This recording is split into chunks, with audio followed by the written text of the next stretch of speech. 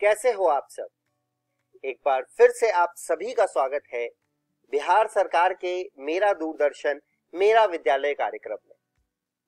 बच्चों, मैं उम्मीद करता हूं कि आप सभी अपने घर पर सुरक्षित भी होंगे और पढ़ाई भी कर रहे होंगे और एपिसोड देखने के बाद अपने किताब से दिए गए सवालों को जरूर बनाते होंगे। अगर नहीं बनाते हैं तो वो बनाना बहुत आवश्यक है आप सभी के लिए। आइए देख लेते हैं आज के एपिसोड में हम क्या पढ़ेंगे। आज के एपिसोड में हम कक्षा 11 में केमिस्ट्री में एक नया पाठ शुरू करेंगे जिसका नाम है थर्मोडायनेमिक्स। उसके बाद हम फिजिक्स में कणों के निकाय तथा घूर्णी गति के बारे में कुछ और बातें जान लेंगे। उसके बाद हम कक्षा 12 की पढ़ाई शुरू करते हुए केमिस्ट्री में पी ब्लॉक एलिमेंट्स को और आगे पढ़ेंगे और फिजिक्स का पाठ चुंबकत्व तथा द्रव्य को पढ़ते हुए आज का एपिसोड हम समाप्त करेंगे।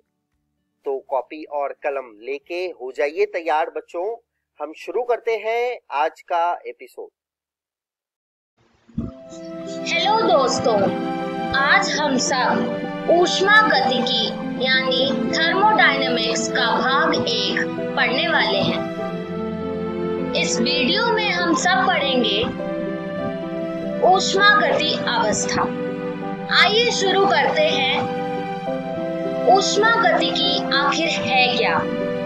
जब ईंधन जैसे मीथेन गैस, रसोई गैस या कोयला हवा में जलते हैं तो रासायनिक अभिक्रिया के दौरान अणुओं में संग्रहित रासायनिक ऊर्जा ऊष्मा के रूप में निर्मुक्त होती है।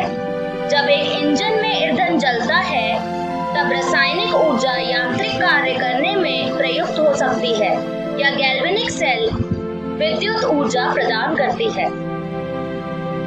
इस प्रकार ऊर्जा के विभिन्न रूप विशेष परिस्थितियों में एक दूसरे से परस्पर संबंधित होते हैं एवं एक रूप से दूसरे रूप में बदले जा सकते हैं। इन ऊर्जा रूपांतरणों का अध्ययन ही ऊष्मागतिकी की विषय वस्तु है। आइए शुरू करते हैं निकाय से। निकाय को हम सिस्टम भी कहते हैं। ऊष्मागति में निकाय का अर्थ ब्रह्मांड के उस भाग से है जिसमें प्रेक्षण किए जाते हैं। दूसरा, परिवेश। परिवेश में निकाय को छोड़कर सब कुछ सम्मिलित है। निकाय और परिवेश मिलकर ब्रह्मांड बनाते हैं। आइए पढ़ते हैं परिसीमा को। यह आवश्यक है कि निकाय को वास्तविक या काल्पनिक दीवार या सीमा के द्वारा परिवेश में पृथक सोचा जाए। वह दीवार जो निकाय एवं परिवेश को पृथक करती है परिसीमा यानी बाउंड्री कहलाती है। आइए पढ़ते हैं निकाय के प्रकारों को। निकाय के 3 प्रकार हैं। पहला, खुला निकाय यानी ओपन सिस्टम। दूसरा, बंद निकाय यानी क्लोज सिस्टम। तीसरा, विलगित निकाय यानी आइसोलेटेड सिस्टम। आइए इनके बारे में थोड़ा डिटेल में पढ़ते हैं। खुला निकाय यानी ओपन सिस्टम। एक खुले निकाय में ऊर्जा एवं द्रव्य दोनों का निकाय एवं परिवेश के मध्य विनिमय यानी एक्सचेंज हो सकता है। उदाहरण के लिए अभिकारक एक खुले बीकर में लिया जाए। दूसरा, बंद निकाय। बंद निकाय में निकाय एवं परिवेश के मध्य द्रव्य का विनिमय संभव नहीं है, परंतु ऊर्जा का विनिमय यानी एक्सचेंज हो सकता है, जैसे अभिकारक बंद बीकर में लिया जाए। तीसरा, विलगित निकाय यानी आइसोलेटेड सिस्टम। एक विलगित निकाय में निकाय एवं परिवेश के मध्य द्रव्य एवं ऊर्जा दोनों का ही विनिमय संभव नहीं होता। उदाहरण, अभिकारक एक थर्मस में लिया जाए। आइए पढ़ते हैं निकाय की अवस्था को। किसी भी ऊष्मागतिकी निकाय का वर्णन कुछ गुणों जैसे दाब यानी प्रेशर, आयतन यानी वॉल्यूम, ताप यानी टेम्परेचर एवं निकाय के संगठन यानी कंपोजिशन को निर्दिष्ट स्पेसिफाई करता है। हमें निकाय को वर्णित करने के लिए इन गुणों को परिवर्तन से पूर्व एवं पश्चात निर्दिष्ट करना पड़ता है। ऊष्मागतिकी में अवस्था का एक अलग एवं सरल रूप प्रस्तावित किया गया है। इससे प्रत्येक कण की गति के विस्तृत ज्ञान की आवश्यकता नहीं है, क्योंकि हम निकाय के औसत मापन योग गुणों का प्रयोग करते हैं। हम निकाय की अवस्था को अवस्था फलनों या अवस्था चरों के द्वारा व्यक्त करते हैं। आइए पढ़ते हैं आंतरिक ऊर्जा एक अवस्था फलन। जब हम उन रासायनिक निकायों की चर्चा करते हैं जिनमें ऊर्जा का निकास या प्रवेश होता है, तब हमें एक ऐसे गुण की आवश्यकता होती है जो निकाय की ऊर्जा का प्रतिनिधित्व करता हो। आइए पढ़ते हैं इन गुणों को। ऊष्मा का निकाय में प्रवेश या निकास होता हो, निकाय पर या निकाय द्वारा कार्य किया गया हो। तीसरा, निकाय में द्रव्य का प्रवेश या निकास होता हो। आइए पढ़ते हैं कार्य को। कार्य यानी वर्क। इसमें सबसे पहले हम रुद्धोष्म निकाय के बारे में पढ़ेंगे, यानी एडियाबैटिक प्रोसेस। हम कार्य करने पर निकाय की आंतरिक ऊर्जा में होने वाले परिवर्तन की जांच करेंगे। हम एक ऐसा निकाय लेते हैं जिसमें एक थर्मस फ्लास्क या ऊष्मारोधी बीकर में जल की कुछ मात्रा है। इसमें निकाय एवं परिवेश के मध्य ऊष्मा की प्रवाह नहीं है। ऐसे निकाय को हम रुद्धोष्म यानी एडियाबैटिक निकाय कहते हैं। अब हम निकाय पर कुछ कार्य करके इसकी आंतरिक ऊर्जा में परिवर्तन करते हैं। माना कि निकाय की प्रारंभिक अवस्था A है एवं इसका ताप TA तथा आंतरिक ऊर्जा UA है। निकाय की अवस्था के दो प्रकार से परिवर्तित कर सकते हैं। प्रथम प्रकार, माना कि छोटे पैडल से जल को मथकर हम 1 किलोग्राम कार्य कर सकते हैं, जिससे निकाय की नई अवस्था माना B एवं उसका ताप TB हो जाता है। यह देखा गया कि TB हमेशा TA से ज्यादा होता है, अतः ताप में परिवर्तन delta T is equal to TB minus TA होगा। माना अवस्था B में आंतरिक ऊर्जा UB है, तो आंतरिक ऊर्जा में परिवर्तन delta U is equal to UB minus UA होगा। द्वितीय प्रकार, अब हम जल में एक निमज्जन चरण यानी इमर्शन रॉड डालकर उतना ही वैद्युत कार्य 1 किलोग्राम करते हैं एवं निकाय में ताप परिवर्तन नोट करते हैं। हम देखते हैं कि ताप परिवर्तन पूर्व के समान TB माइनस TA ही रहता है। यथार्थ में उपरोक्त प्रयोग जूल द्वारा सन 1845 के आसपास किया गया था। उन्होंने पाया कि निकाय पर किया गया निश्चित कार्य निकाय की अवस्था में समान परिवर्तन लाता है, चाहे कार्य किसी भी प्रकार का हो, जैसा यहाँ पर ताप के परिवर्तन द्वारा देखा गया। आइए पढ़ते हैं ऊष्मा यानी हीट को। हम बिना कार्य किए भी परिवेश में ऊष्मा लेकर या परिवेश को ऊष्मा देकर एक निकाय की आंतरिक ऊर्जा में परिवर्तन कर सकते हैं। यह ऊर्जा विनिमय जो तापांतर का परिणाम है, ऊष्मा Q कहलाता है। माना कि तांबे का एक पात्र में TA ताप पर जल लिया गया है, इसे एक बड़े कुंड जिसका ताप TB है में रखते हैं।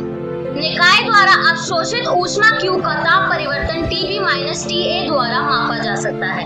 यहाँ पर भी आंतरिक ऊर्जा में परिवर्तन delta U is equal to Q होगा। आइए पढ़ते हैं सामान्य स्थिति को। हम एक सामान्य स्थिति पर विचार करेंगे जबकि आंतरिक ऊर्जा में परिवर्तन दोनों ही प्रकारों कार्य करके एवं ऊष्मा स्थानांतरण द्वारा हो। उस स्थिति में हम आंतरिक ऊर्जा में परिवर्तन को इस प्रकार लिख सकते हैं। Delta U is equal to Q plus W। Delta U is equal to Q plus W ऊष्मा गतिकी के अनुसार प्रथम नियम का गणितीय कथन है। प्रथम नियम के अनुसार एक विलगित निकाय की ऊर्जा अपरिवर्तनीय होती है। इस वीडियो में हम सबने सीखा ऊष्मा गति अवस्था को और निकाय के प्रकारों को। अगली वीडियो में हम सब सीखेंगे अनुप्रयोग। धन्यवाद।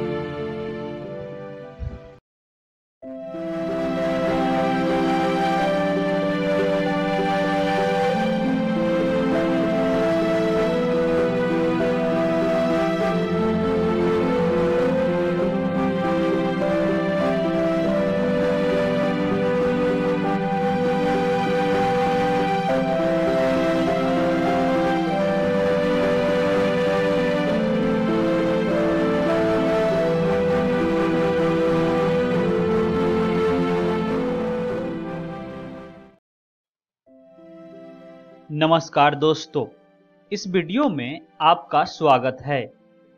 आज हम लोग अध्याय कणों के निकाय तथा घूर्णी गति को जारी रखेंगे।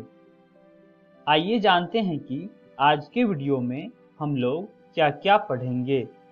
सबसे पहले हम लोग द्रव्यमान केंद्र की गति को समझेंगे और उसके बाद कणों के निकाय का रेखीय संवेग को पढ़ेंगे।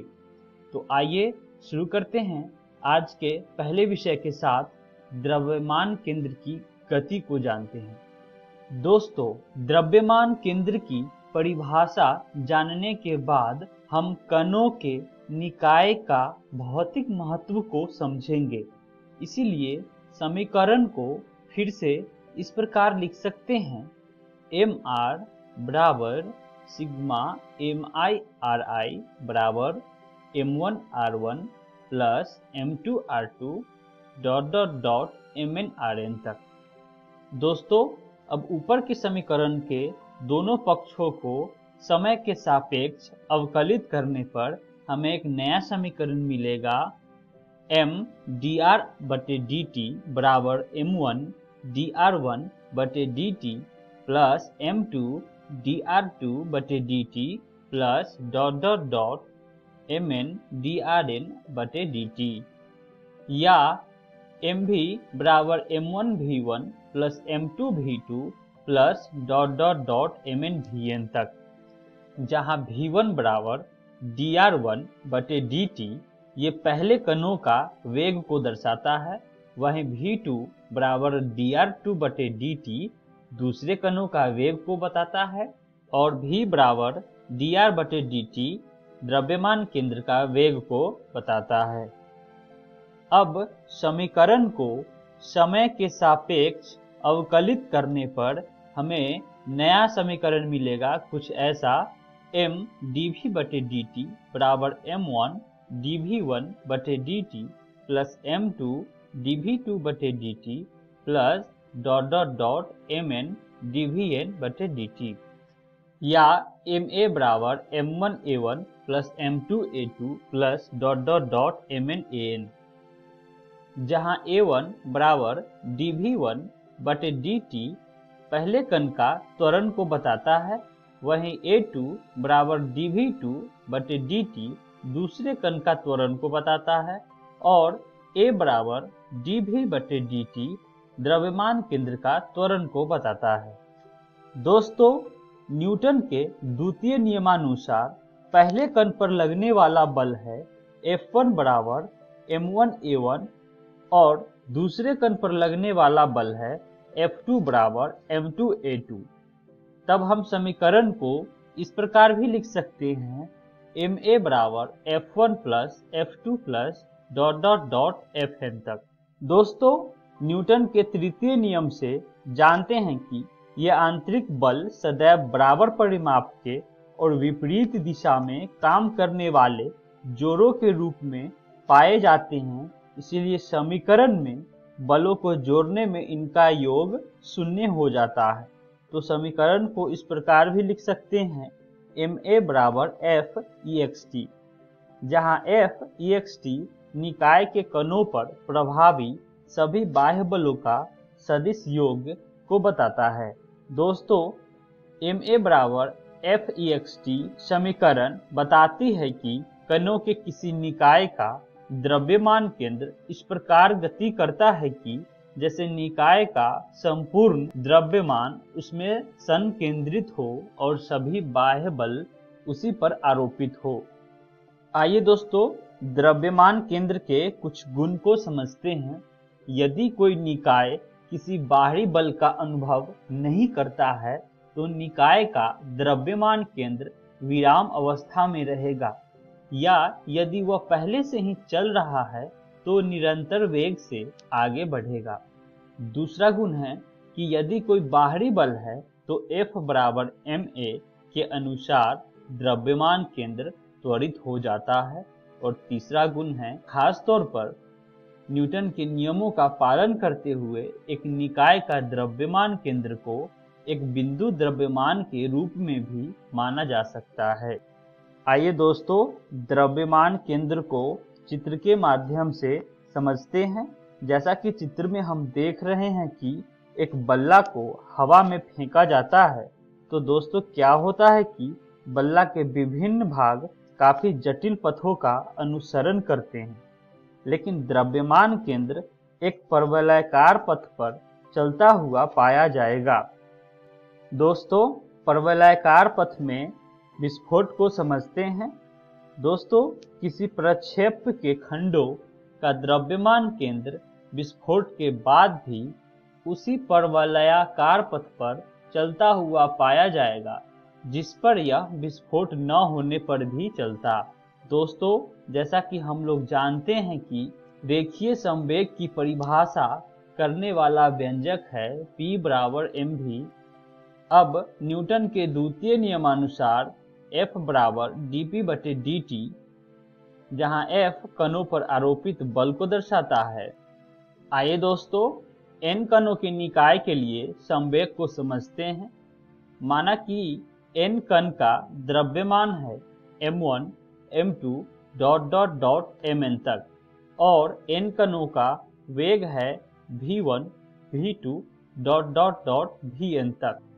अब पहले कणों का रेखीय संवेग है p बराबर m1 v1 और दूसरे कणों का रेखीय संवेग है p बराबर m2 v2। अब n कणों के इस निकाय का कुल रेखीय संवेग एकल कणों के रेखीय संवेगों के सदिश योग के बराबर होता है।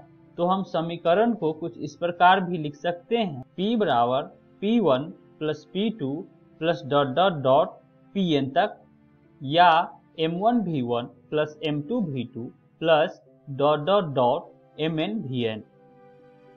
समीकरण को तुलना करने पर हमें मिलता है P बराबर mv, जहां P रेखीय संवेग को दर्शाता है, m कण के द्रव्यमान को और v कणों के वेग को दर्शाता है। अब पहले के समीकरण को समय के सापेक्ष अवकलन करने पर हमें एक नया समीकरण मिलता है dp बटे dt बराबर m dv बटे dt बराबर ma। अब समीकरण को तुलना करने पर हम पाएंगे dp बटे dt बराबर f ext। यह न्यूटन के द्वितीय नियम का कथन है जो कणों की निकाय के लिए लागू किया जाता है। अब यदि कणों के किसी निकाय पर लगे बाह्य बलों का योग शून्य हो तो समीकरण के आधार पर dp बटे dt बराबर शून्य होगा या p बराबर अचरांक होगा। अतः जब कणों के किसी निकाय पर लगे बाह्य बलों का योग शून्य होता है तो उस निकाय का कुल रेखीय संवेग अचर रहता है। यह कणों के एक निकाय के लिए लागू होने वाला रेखीय संवेग के संरक्षण का नियम को बताता है। आइए दोस्तों, रेखीय संवेग का संरक्षण के कुछ गुण को समझते हैं। जब निकाय पर लगने वाला कुल बाह्य बल शून्य होता है तो इसके द्रव्यमान केंद्र का वेग परिवर्तित नहीं होता है, इसे आप ध्यान रखें। और दूसरा गुण है कि यदि निकाय पर लगने वाला कुल बाह्य बल शून्य हो तो द्रव्यमान केंद्र अचर वेग से ही चलता है, अर्थात मुक्त कण की तरह समगति से सरल रेखीय पथ पर चलता है। दोस्तों, अब हम भारी नाभिक का विखंडन को समझेंगे। जैसा कि चित्र में हम देख रहे हैं कि एक भारी नाभिक Ra दो हल्के नाभिक Rn तथा अल्फा कण He में विखंडित हो रहे हैं। वहीं दूसरे चित्र में हम ये देख रहे हैं कि उसी भारी कण Ra का विरामावस्था में द्रव्यमान केंद्र का विखंडन हो रहा है। अब दोनों उत्पन्न हुए कण एक दूसरे की विपरीत दिशा में गतिमान होते हैं। इस प्रकार निकाय का द्रव्यमान केंद्र एक समान गति में ही रहता है। आइए दोस्तों, अब हम दो नक्षत्रों का बाइनरी निकाय को समझेंगे। आप चित्र को देखिए और समझने की कोशिश करें। दोस्तों, चित्र में S1 बिंदु युक्त रेखा को दर्शाता है और S2 ठोस रेखा को दर्शाता है, जो बाइनरी निकाय को बनाते हैं, जिसमें निकाय का द्रव्यमान केंद्र एक समान गति में होता है। वहीं दूसरे चित्र में उसी बाइनरी निकाय को संबोधित करता है जब द्रव्यमान केंद्र C स्थिर अवस्था में रहता है। आइए दोस्तों, दो नक्षत्रों के बाइनरी निकाय के कुछ गुण को जानते हैं। बाइनरी निकाय बनाते हुए दो नक्षत्रों का द्रव्यमान केंद्र की सरल रेखा में समान गति होता है और द्रव्यमान केंद्र के परित नक्षत्रों की वृत्ताकार कक्षाएं होती है। दोस्तों, इस प्रकार से हम आज के सारे विषयों का अध्ययन कर चुके हैं। आइए जानते हैं कि आज के वीडियो में हमने क्या क्या सीखा है। सबसे पहले हमने द्रव्यमान केंद्र की गति को सीखा और उसके बाद कणों के निकाय का रेखीय संवेग को समझा। आइए जानते हैं कि अगली वीडियो में हम लोग क्या क्या पढ़ेंगे। सबसे पहले हम लोग दो सदिशों का सदिश गुणनफल को समझेंगे और उसके बाद कोणीय वेग और इसका रेखीय वेग के संबंध को भी पढ़ेंगे। आशा करता हूं कि आप सभी को आज का वीडियो पसंद आया होगा। मिलते हैं अगली वीडियो में, तब तक आप अपने भौतिकी विज्ञान पुस्तक कक्षा 11 से अध्याय कणों के निकाय तथा घूर्णी गति को विस्तार से समझें। धन्यवाद।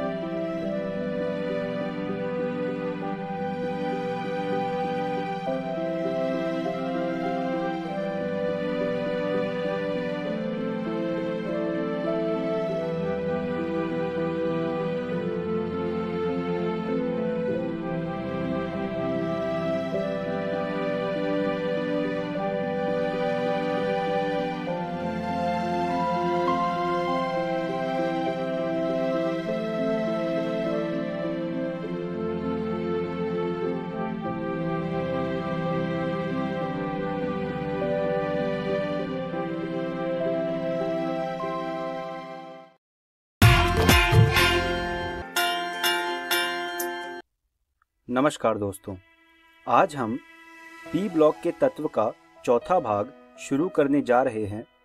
वीडियो को शुरू करने से पहले आइए देखते हैं कि आज की इस वीडियो में हम कौन कौन सी चीज़ों के बारे में पढ़ने वाले हैं। इस वीडियो में हम वर्ग 16 के यौगिकों के बारे में पढ़ेंगे। तो आइए शुरू करते हैं। हम बात करेंगे डाई ऑक्सीजन से। सबसे पहले हम बात करेंगे डाई ऑक्सीजन के विरचन की। ऑक्सीजन युक्त लवणों को गर्म करने पर डाई ऑक्सीजन बनता है। रिएक्शन अगर आप देखना चाहें तो रिएक्शन कुछ इस प्रकार है। 2KClO3 अगर हम इसको गर्म करते हैं MnO2 की प्रेजेंस में तो हमको 2KCl + 3 ऑक्सीजन मिलता है। ये जो 3O2 है इसको डाई ऑक्सीजन कहते हैं। दूसरा जो तरीका है वो है हाइड्रोजन पेरोक्साइड का जल में वियोजन। इसमें हम क्या करते हैं, हाइड्रोजन पेरोक्साइड का हम H2O और O2 में डिसोसिएशन करते हैं, यानी कि हम उसे तोड़ते हैं। तो ये शुरुआत के दो तरीके मैंने आपको बताए डाई ऑक्सीजन के विरचन के। व्यापक स्तर पर इसे जल या वायु से भी बनाया जा सकता है। अब हम बात करते हैं डाई ऑक्सीजन के गुणों की। डाई ऑक्सीजन एक रंगहीन गंधहीन गैस है। ऑक्सीजन परमाणु के 3 स्थायी समस्थानिक हैं, 16O, 17O तथा 18O। डाई ऑक्सीजन केवल कुछ धातु तथा कुछ उत्कृष्ट गैसों को छोड़कर लगभग सभी धातुओं और अधातुओं के साथ सीधी क्रिया करती है। आपने देखा होगा जितनी भी रिएक्शंस होती हैं केमिस्ट्री में, उसमें O2 का कहीं ना कहीं कोई ना कोई रिएक्शन तो होती ही है। इसलिए हम कहते हैं कि जो डाई ऑक्सीजन है वो केवल कुछ धातु या कुछ उत्कृष्ट गैसों को छोड़कर लगभग सभी धातुओं और अधातुओं के साथ सीधी रिएक्शन करती है या फिर सीधी क्रिया करती है। अब हम बात करते हैं सामान्य ऑक्साइड की। ऑक्सीजन का किसी अन्य तत्व के साथ द्विआंगी यौगिक ऑक्साइड कहलाता है। सामान्य नियम के अनुसार केवल अधातु ऑक्साइड अम्लीय होते हैं। अधातु ऑक्साइड मतलब जो नॉन मेटालिक ऑक्साइड्स होते हैं वो अम्लीय होते हैं, परंतु कुछ धातुओं के ऑक्साइड जिनमें धातु की ऑक्सीकरण अवस्था उच्च होती है वो भी अम्लीय होते हैं। जो ऑक्साइड अम्लीय तथा क्षारकीय दोनों प्रकार के ऑक्साइडों के गुण प्रदर्शित करते हैं उभयधर्मी ऑक्साइड कहलाते हैं। ये एक बहुत ही इंपॉर्टेंट कॉन्सेप्ट है उभयधर्मी ऑक्साइड वाला। इसको अंग्रेजी में एम्फोटेरिक ऑक्साइड कहते हैं और ऐसी चीज़ें परीक्षा में पूछी जाती है, खासकर ये कि उभयधर्मी ऑक्साइड क्या होते हैं। तो आप इस डेफिनेशन को अपनी कॉपी में लिख लीजिए और इसको याद भी कर लीजिएगा। अब हम बात करते हैं ओजोन की। ओजोन ऑक्सीजन का अपर रूप है। यह इतनी क्रियाशील होती है कि समुद्र तल की ऊंचाई पर यह लंबे समय तक वातावरण में नहीं रहती। लगभग 20 किलोमीटर ऊंचाई पर यह सूर्य के प्रकाश की उपस्थिति में वायुमंडलीय ऑक्सीजन से बनती है। यह ओजोन परत धरती को पराबैंगनी किरणों की अधिक मात्रा से बचाती है। अब देखते हैं इस ओजोन का विचरण। ऑक्सीजन की एक मंद शुष्क धारा नीरव वैद्युत विसर्जन से गुजरे जाने पर ओजोन में परिवर्तित हो जाती है और ये केवल 10% ही परिवर्तित होती है। आप रिएक्शन देख सकते हैं, यहाँ पर सीधे सीधे जो ऑक्सीजन है वो O3 में बदल गई। इस रिएक्शन के लिए डेल्टा H की वैल्यू +142 किलोजूल पर मोल होती है। अब बात करते हैं ओजोन के गुणों की। शुद्ध ओजोन एक हल्की पीत नीली गैस, गहरा नील द्रव तथा बैगनी काला ठोस होती है। आपको ये रंग जानने बहुत ज़रूरी हैं क्योंकि परीक्षा में इस तरह से पूछा जा सकता है कि जब ओजोन ठोस अवस्था में होती है तो उसका रंग कैसा होता है। तो आपको पता होना चाहिए कि हर अवस्था में ओजोन का रंग कैसा होता है। ओजोन की अभिलक्षणिक गंध होती है और थोड़ी मात्रा में यह हानिकारक नहीं होती। ओजोन ऊष्मगतिकीय रूप से ऑक्सीजन की तुलना में अस्थायी यानी कि अनस्टेबल है। ओजोन की उच्च सांद्रता भयंकर विस्फोटक हो सकती है। अगर ओजोन हाई कॉन्सेंट्रेशन में कहीं पर मौजूद है तो वहां पर एक ब्लास्ट होने की संभावना होती है। अब अगर आप मुझसे पूछें कि ओजोन का स्रोत क्या होता है, वो कैसे निकलती है या फिर कहां से वो निकल सकती है, तो मैं आपको इसका एक मुख्य उदाहरण देना चाहता हूं। जो ओजोन है वो सुपरसोनिक जेट से निकलती है। सुपरसोनिक जेट क्या होते हैं, मैं आपको ये भी थोड़ा क्लियर कर दूं। सुपरसोनिक जेट वो जहाज होते हैं जो ध्वनि की गति से तेज उड़ते हैं। तो सुपरसोनिक जेट के पीछे जो एग्जॉस्ट लगा होता है उसमें से ओजोन निकलती है। बाकी ओजोन की अगर हम कुछ रिएक्शंस देखना चाहें तो वो NO से रिएक्ट करके NO2 और O2 यानी कि डाई ऑक्सीजन देती है। ओजोन का रेजोनेंस स्ट्रक्चर भी बनता है। आप देख सकते हैं स्क्रीन पर। ओजोन पहले डबल बॉन्ड लेफ्ट साइड में था, उसके बाद उसने अपना स्ट्रक्चर चेंज किया और डबल बॉन्ड राइट साइड में आ गया। तो ये ओजोन का रेजोनेंस स्ट्रक्चर है। अब हम बात करते हैं सल्फर के अपर रूप की। विषम लंबाक्ष सल्फर, जिसे हम अल्फा सल्फर भी कहते हैं, यह पीले रंग का होता है।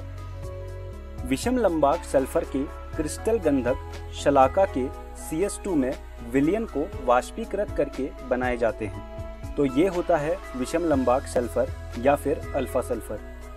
अब हम बात करते हैं एकंताक्ष सल्फर की, जिसे हम बीटा सल्फर भी कहते हैं। सल्फर के इस अपर रूप को बनाने के लिए विषम लंबाक्ष गंधक को एक तश्करी में पिघलाकर तथा पपड़ी बनने तक ठंडा करते हैं। दोनों प्रकार के सल्फर में S8 अणु होते हैं। तो ये है एकंताक्ष सल्फर या फिर बीटा सल्फर। अब बात करते हैं सल्फर डाइऑक्साइड की। सबसे पहले बात करेंगे सल्फर डाइऑक्साइड के विरचन की। वायु या ऑक्सीजन में जलाकर। हम सल्फर को वायु में जलाकर या फिर ऑक्सीजन में जलाकर सीधा सीधा सल्फर डाइऑक्साइड प्राप्त कर सकते हैं। दूसरा तरीका है, इसका औद्योगिक उत्पादन सल्फाइड अयस्कों के भर्जन से सह उत्पाद के रूप में होता है। यहाँ पर हमने FeS2 को ऑक्सीजन में गर्म किया है और उससे हमें Fe2O3 और साथ में सल्फर डाइऑक्साइड मिला है। तो ये इसका दूसरा तरीका है। अब हम बात करेंगे सल्फर डाइऑक्साइड के गुणों की। सल्फर डाइऑक्साइड तीखी गंध वाली रंगहीन गैस है तथा जल में अत्यधिक विलेय है। यह कक्ष ताप व वायुमंडलीय दाब पर द्रवित होती है तथा 263 केल्विन पर उबलती है। आप रिएक्शन देख सकते हैं SO2 का पानी के साथ। अगर आप SO2 को पानी में मिला देते हो तो एक खास प्रकार का अम्ल मिलता है जो कि है H2SO3। सल्फर डाइऑक्साइड चारकोल की उपस्थिति में क्लोरीन के साथ, जो कि उत्प्रेरक की तरह कार्य करता है, अभिक्रिया करने पर देता है। यह आपकी अभिक्रिया है। आप देख सकते हैं सल्फर डाइऑक्साइड ने चारकोल की उपस्थिति में क्लोरीन के साथ रिएक्शन करी और हमें SO2Cl2 दे दिया। यह वेनेडियम की उपस्थिति में ऑक्सीकृत होकर सल्फर ट्राइऑक्साइड बनाता है। अगर SO2 को अगर आप ऑक्सीजन के साथ रिएक्ट करवाओगे और साथ में V2O5 यानी कि वेनेडियम उपस्थित हो तो ये हमें सल्फर ट्राइऑक्साइड देता है। तो ये थे सल्फर डाइऑक्साइड के गुण। अब हम बात करेंगे सल्फर के ऑक्सो अम्लों की। सल्फर का पहला ऑक्सो अम्ल होता है सल्फ्यूरस अम्ल।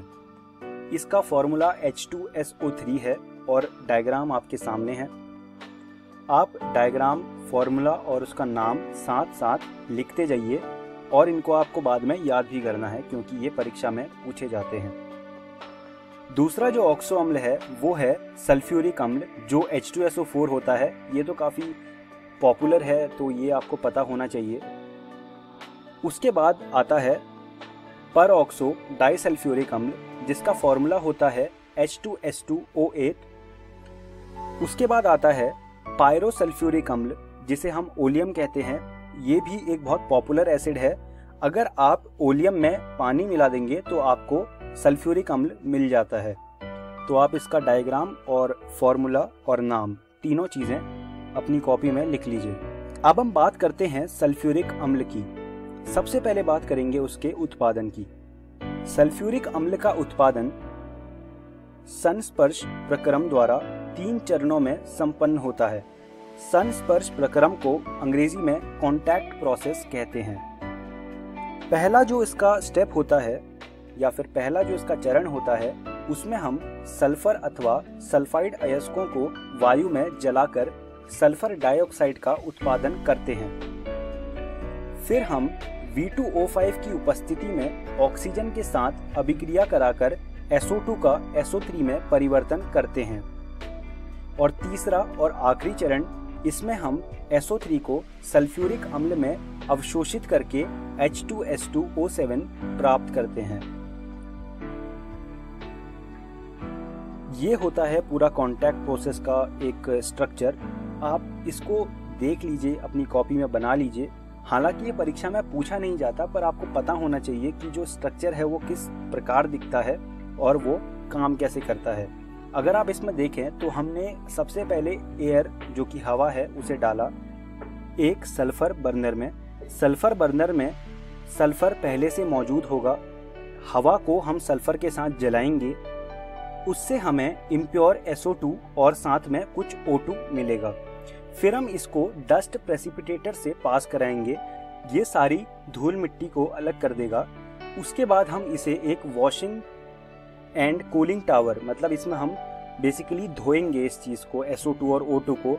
ऊपर से वाटर स्प्रे आ रहा है तो इसको धोएंगे, फिर ये ऊपर जाएगा। उसके बाद ये एक ड्राइंग टावर में जाएगा जिसमें कॉन्सेंट्रेटेड H2SO4 का छिड़काव होगा ऊपर से। फिर ये सूख जाएगा क्योंकि H2SO4 पूरे पानी को सोख लेता है और यहाँ से वेस्ट एसिड बाहर निकल जाएगा। फिर जो ड्राई SO2 प्लस O2 है वो आगे बढ़ेगा और फिर वो कुछ प्योरीफायर से और प्री हीटर से होके गुजरेगा। प्योरीफायर उसको पूरा साफ कर देंगे और प्री हीटर उसमें से जितनी भी बची कुची गंदगी होगी उसको गर्म करके निकाल देंगे। फिर ये कैटालिटिक कन्वर्टर से जाएगा। कैटालिटिक कन्वर्टर में V2O5 मौजूद है। ये फिर जब आगे बढ़ेगा तो ये SO3 में कन्वर्ट हो जाएगा। यहाँ पर इसकी रिएक्शन होगी और ये SO3 में कन्वर्ट होके फिर आगे बढ़ेगा। फिर आगे एक और खांचा होगा जिसमें ऊपर से कॉन्सेंट्रेटेड H2SO4 का छिड़काव हो रहा होगा और फिर हमें बाहर ओलियम मिल जाएगा। तो ये पूरा एक प्रोसेस होता है। मैं उम्मीद करता हूँ आपको समझ आया होगा जो भी मैंने बताया। आप इस डायग्राम को बना लीजिए और पूरा लिख लीजिए इसको, जो भी लेबलिंग दी हुई है। और ये डायग्राम आपकी NCERT में भी बना हुआ है। आप वहाँ जाकर इसको दोबारा देखिएगा और जो मैंने समझाया है उस हिसाब से समझने की कोशिश कीजिएगा। अब आगे बढ़ते हैं और बात करते हैं सल्फ्यूरिक अम्ल के गुणों की। सल्फ्यूरिक अम्ल एक रंगहीन गाढ़ा तैलीय द्रव है। यह जल में अत्यधिक ऊष्म निर्गमन के साथ घुलता है। सांद्र सल्फ्यूरिक अम्ल को जल में कम मात्रा में धीमे धीमे डालना चाहिए तथा उसे लगातार हिलाते रहना चाहिए। ऐसा इसलिए करने को कहते हैं क्योंकि अगर आप उल्टा करेंगे, यानी कि अगर आप अम्ल के ऊपर जल डाल देंगे तो वहां पर एक ब्लास्ट होने के चांसेस हैं और इससे आपको जल सकता है, आपको लग सकता है। तो आपको ऐसा नहीं करना। आपको जल में अम्ल को धीरे धीरे कम मात्रा में डालना चाहिए और उसे हिलाते रहना चाहिए। सांद्र सल्फ्यूरिक अम्ल एक प्रबल निर्जलन कर्मक है। निर्जलन मतलब ये पानी को सोख लेता है। यह नम गैसों को शुष्क करने के लिए प्रयोग किया जाता है। अभी हमने देखा, जब हमने कॉन्टैक्ट प्रोसेस पढ़ा, उसमें जो हमारा पीछे से एक मिक्सचर चल के आ रहा था उसे जब हमें सुखाना पड़ा तो उसके लिए हमने कॉन्सेंट्रेटेड H2SO4 यानी कि सांद्र सल्फ्यूरिक अम्ल का इस्तेमाल किया था। अभी हमने थोड़ी देर पहले कॉन्टैक्ट प्रोसेस में भी ये चीज़ देखी थी कि जो पीछे से चल के मिक्सचर आ रहा था उसको हमें सुखाने के लिए सांद्र सल्फ्यूरिक अम्ल का इस्तेमाल करना पड़ा था। गर्म सांद्र सल्फ्यूरिक अम्ल एक मध्यम प्रबलता का ऑक्सीकारक है। आप इसे आगे देखेंगे जब हम ऑर्गेनिक केमिस्ट्री पढ़ेंगे। उसमें हर जगह जहाँ पर भी हमको ऑक्सीडेशन करना होता है हम मोस्ट ऑफ द टाइम सांद्र सल्फ्यूरिक अम्ल को ही लेते हैं। तो ये थे सल्फ्यूरिक अम्ल के गुण। सल्फ्यूरिक अम्ल इस पूरे चैप्टर में एक बहुत ही इम्पॉर्टेंट टॉपिक है। आप इसको बहुत ही ध्यान से पढ़िएगा। परीक्षा में इससे प्रश्न आने की बहुत ज़्यादा संभावना है। अब हम इस वीडियो के अंत में आ गए हैं। आइए जानते हैं कि आज की इस वीडियो में हमने क्या सीखा। आज हमने वर्ग 16 के यौगिकों के बारे में पढ़ा। मैं उम्मीद करता हूं आपको मेरी पढ़ाई हुई सारी चीज़ें समझ आई होंगी और आपको यह सुझाव दूंगा कि आप इन सब चीज़ों को रसायन विज्ञान की NCERT से पढ़ लीजिएगा। अगली वीडियो में हम वर्ग 17 के तत्वों के बारे में पढ़ेंगे। फिर उसके बाद हम वर्ग 17 के तत्वों के भौतिक गुणों के बारे में पढ़ेंगे और आखिरी में हम वर्ग 17 के तत्वों के रासायनिक गुणों के बारे में पढ़ेंगे। धन्यवाद दोस्तों।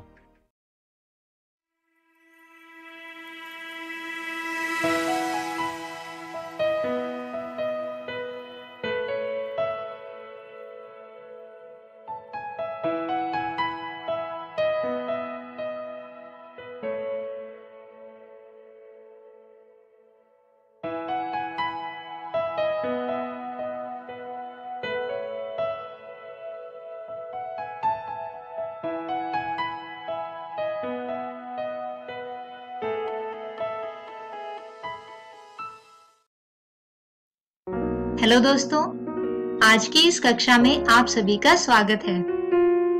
दोस्तों, आज की इस कक्षा में हम अध्याय चुंबकत्व एवं द्रव्य का तीसरा और अंतिम भाग समझेंगे और इस भाग में हम समझेंगे चुंबकीय पदार्थों का वर्गीकरण। इसके बाद जानेंगे पदार्थों के चुंबकीय गुणों को। इसके बाद देखेंगे चुंबकीय शैथिल्य यानी हिस्टेरिसिस को।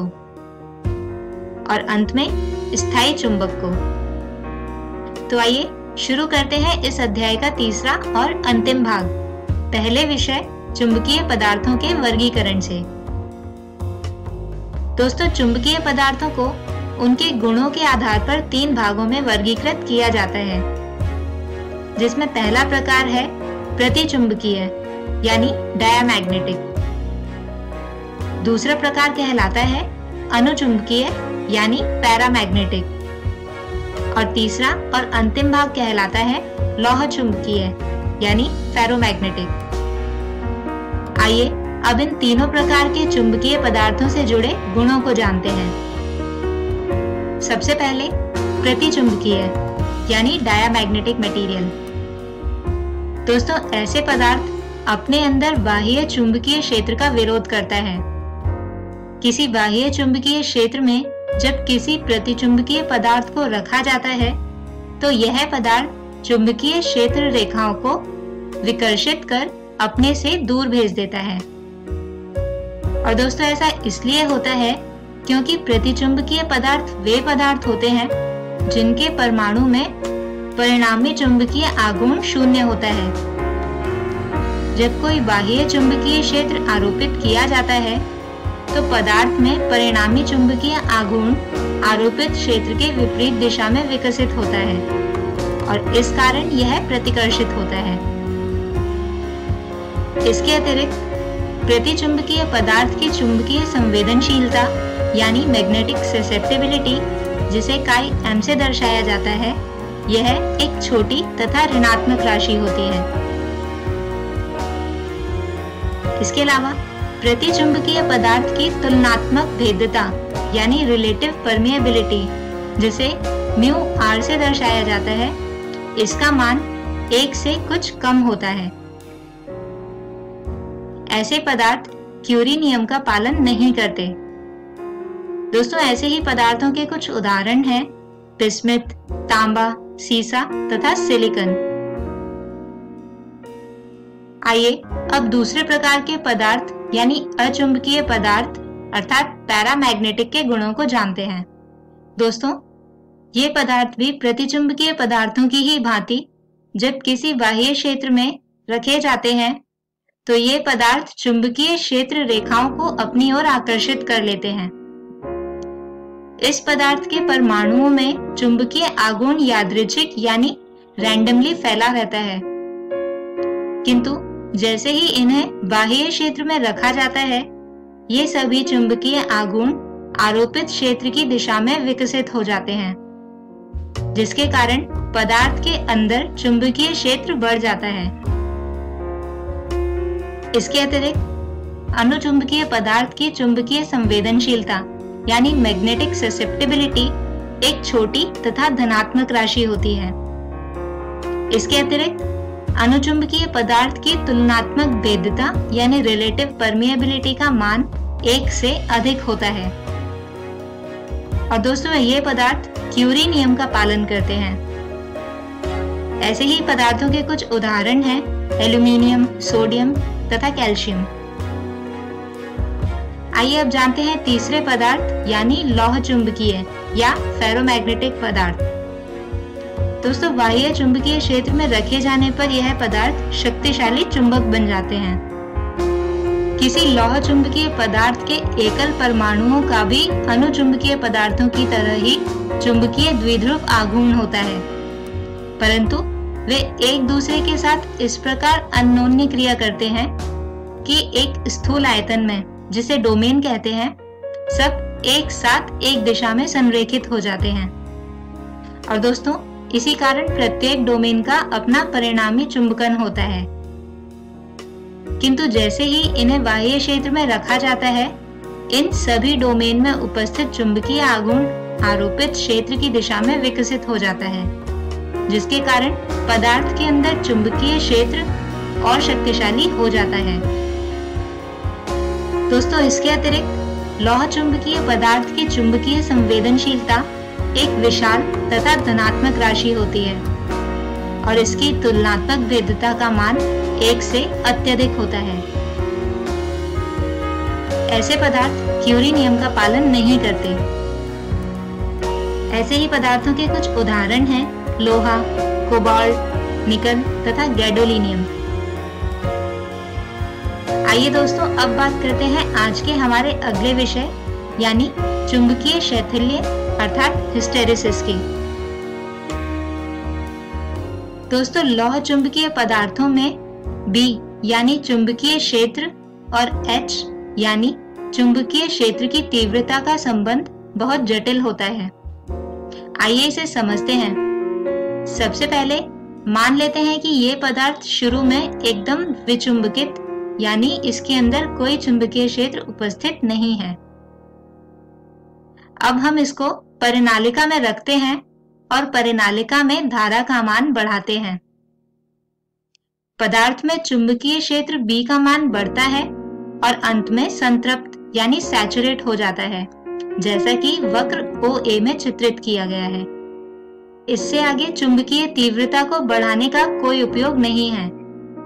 फिर हम H यानी चुंबकीय तीव्रता को घटाते हैं और घटाते हुए शून्य पर ले आते हैं। दोस्तों, यहाँ पर जहाँ H बराबर 0 है किंतु चुंबकीय क्षेत्र यानी B का मान शून्य नहीं है, यह वक्र AB द्वारा प्रदर्शित है। दोस्तों, जब H का मान शून्य होता है तो ऐसे में B का मान पदार्थ की चुंबकीय धारणशीलता या चुंबकत्व अवशेष कहलाता है। दोस्तों, परिनालिका में धारा की दिशा उलट देते हैं और धीरे धीरे इसका मान बढ़ाते हैं। फलस्वरूप कुछ डोमेन पलटकर अपना विन्यास बदल लेते हैं जब तक कि अंदर परिणामी क्षेत्र शून्य न हो जाए, और यह वक्र BC द्वारा दर्शाया गया है। दोस्तों, C बिंदु पर H का मान पदार्थ की निग्राहिता कहलाती है। प्रतिलोम धारा का परिमाण बढ़ाते जाने पर हम एक बार फिर से संतृप्तता की स्थिति प्राप्त कर लेते हैं। वक्र CD यही दर्शाता है।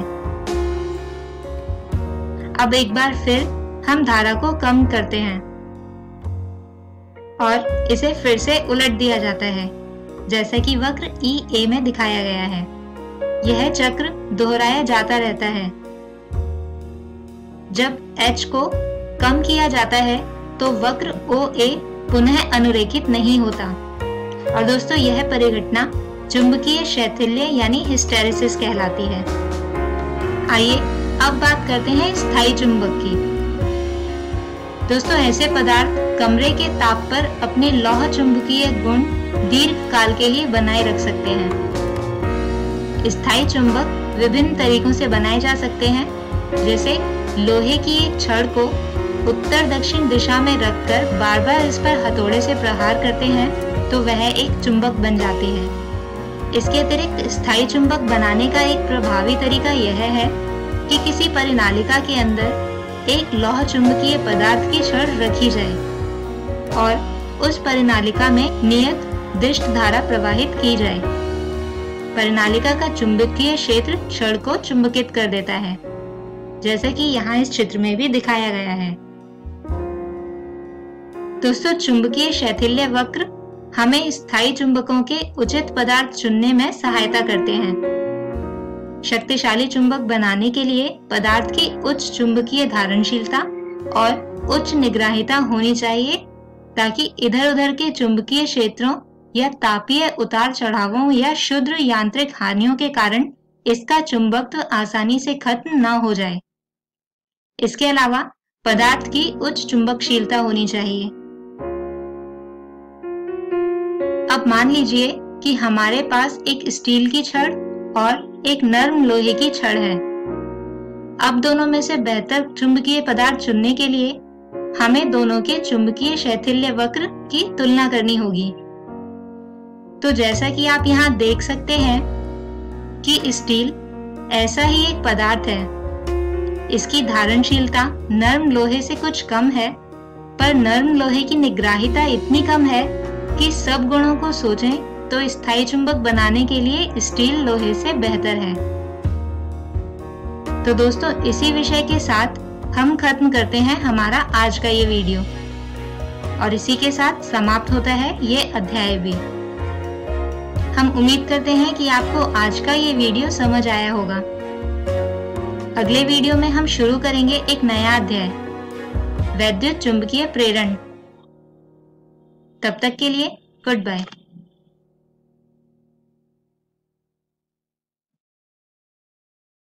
आशा करता हूं कि आज के एपिसोड में जो भी पाठ आपको पढ़ाया गया हो, आप उसे अच्छे से समझ पाए होंगे। यदि कोई सवाल आपके मन में आया हो तो उसे उन्नयन ऐप पर आप पोस्ट करके अपने जवाब को जान सकते हैं, या फिर आप हमें ईमेल भी कर सकते हैं स्क्रीन पर दिए गए ईमेल आईडी पे। एक आवश्यक सूचना, यह वीडियो बीईपीसी की वेबसाइट पर भी उपलब्ध है। वेबसाइट नोट कर लीजिए बच्चों, www.bepcssa.in। जब आप इस वेबसाइट पर जाएंगे तो डिजिटल लर्निंग वाले सेक्शन में जाकर आप इस वीडियो को देख सकते हैं। मिलते हैं बच्चों अगले एपिसोड में कुछ और रोचक पाठ के साथ। तब तक के लिए घर में रहिए, सुरक्षित रहिए और पढ़ते रहिए। बाय बाय बच्चों।